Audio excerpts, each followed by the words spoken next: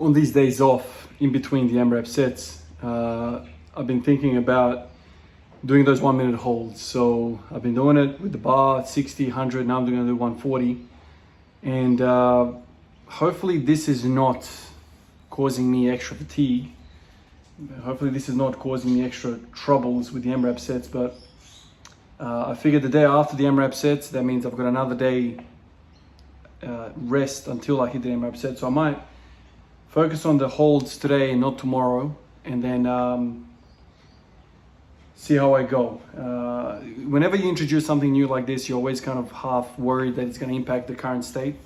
But I think I need to do something to address the weakness that I have in these AMRAP sets, which is just simply bearing weight on my shoulders. If I'm gonna do 180 for 20, it's probably gonna be a 2 minute set, if not more.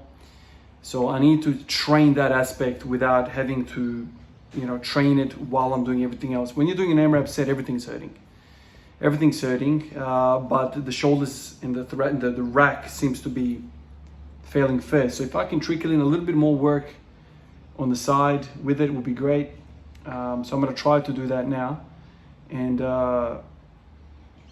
hopefully it doesn't impact the training too much. Anyway, so this is 140. So let me hold it for a minute, and then I'll go do some benching or something.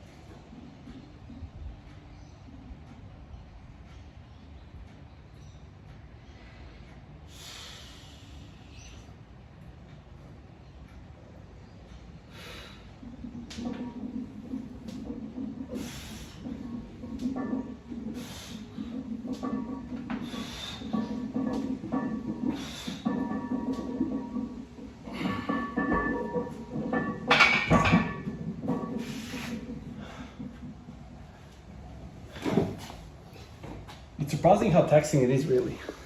It really is surprising. Traps, shoulders, and I gotta say mid back, low back.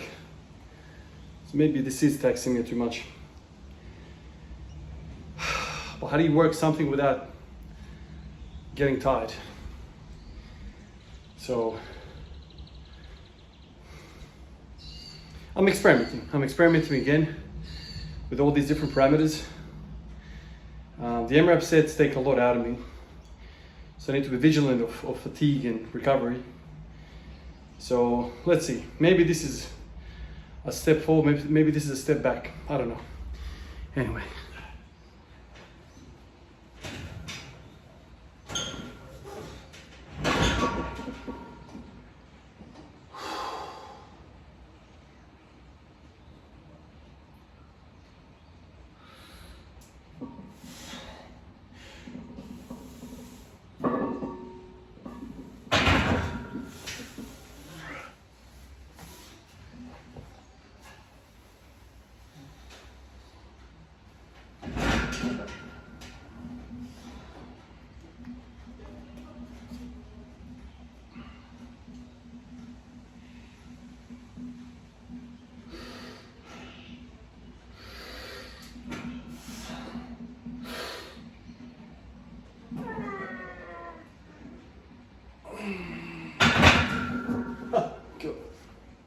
The craziest thing of all is how weak I feel in other movements when since I've started this AMRAP business with the squats. It's incredible.